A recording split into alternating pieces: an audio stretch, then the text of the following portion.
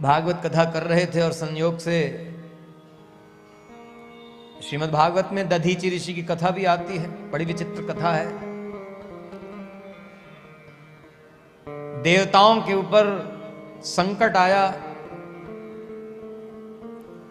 भगवान ने कैसा समाधान एक बार देवताओं का किया कि जाओ दधीचि ऋषि के पास जाओ, दैत्यों से युद्ध करना है तो तुम्हारे पास अस्त्र शस्त्र नहीं है जिससे तुम दैत्यों का सामना कर सकोगे, तो कहा एक काम करो, दधीचि ऋषि के पास जाओ। तपस्या से उन्होंने अपने शरीर के एक एक अवयव को ऐसा शक्ति संपन्न बना डाला है, ऐसा तेज संपन्न शरीर हो गया है कि उनकी हड्डियों को लेकर के, उनकी अस्थियों को लेकर के वज्र का निर्माण करो और फिर युद्ध करना दैत्यों से, तब दैत्यों के ऊपर विजय पाओगे। तो देवता गए और दधीचि ऋषि से उनका शरीर मांग लिया।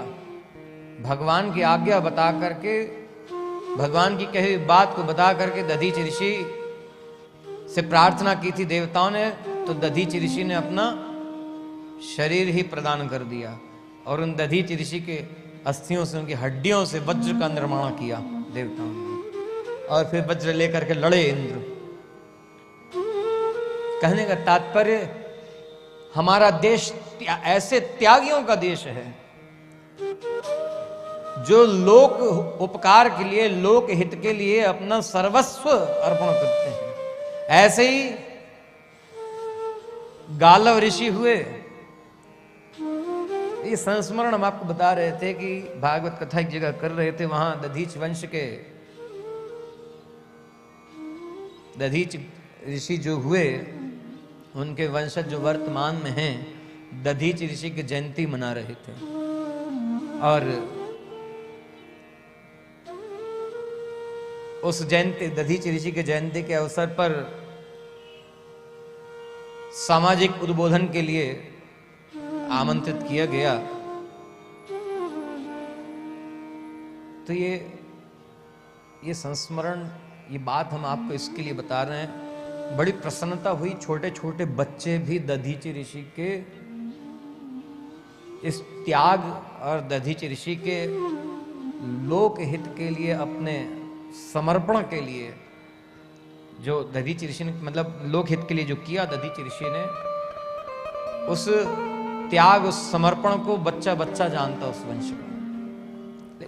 सब जगह नहीं है, स्थान विशेष की बात बता रहे हैं। ये सोलापुर महाराष्ट्र की बात है।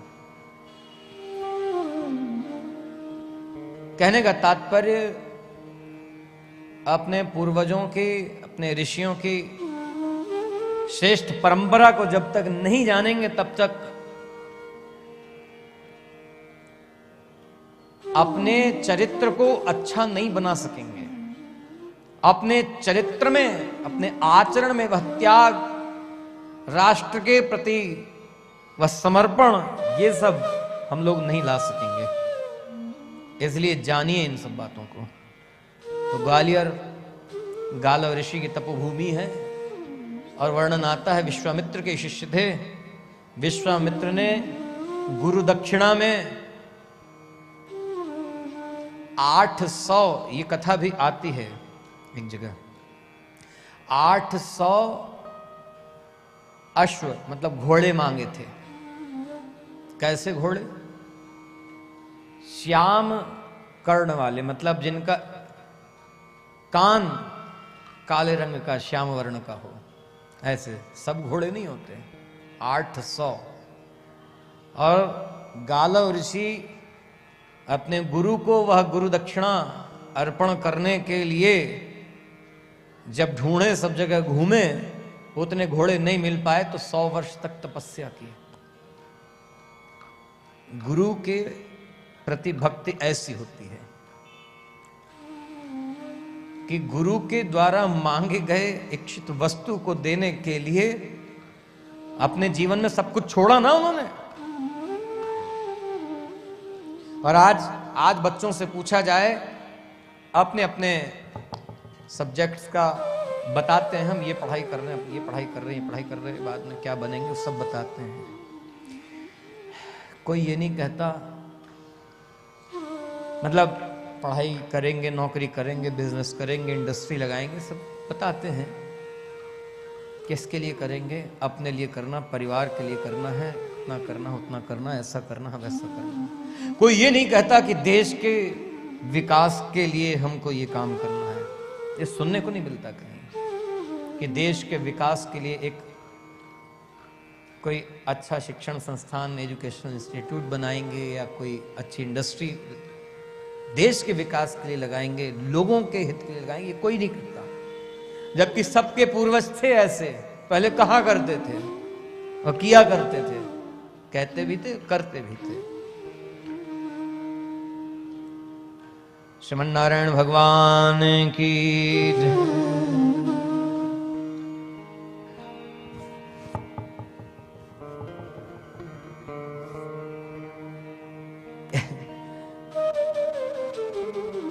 आज परीक्षित का पूरा चरित्र सुना देंगे ऐसा सोचा था, लेकिन व्यास आसन पर आने के बाद सोचा हुआ कभी कुछ नहीं होता है। एकदम सत्य बात है। अभी तो सुखदेव जी की बात हो रही है और सुखदेव जी के चरित्र के ऊपर से ये गालव ऋषि की और विश्वामित्र की, दधीचि ऋषि की ये सब बातें आ गई। मतलब ये ऋषि है ना जो ये सब त्यागी कैसे कैसे हुए हैं।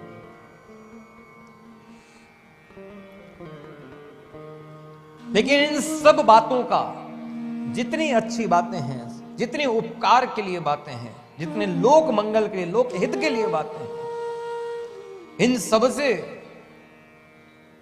प्रसन्नता भगवान की होनी चाहिए और होती है। तब तो इन सब ऋषि मुनियों ने, महर्षियों ने इतने बड़े बड़े त्याग किए। भगवान की बड़ी प्रसन्नता हुई इस पर और भगवान ने खूब वरदान दिए इनको। अपने चरणों में भगवान ने और अधिक अनुराग और अधिक प्रेम प्रदान कर दिया।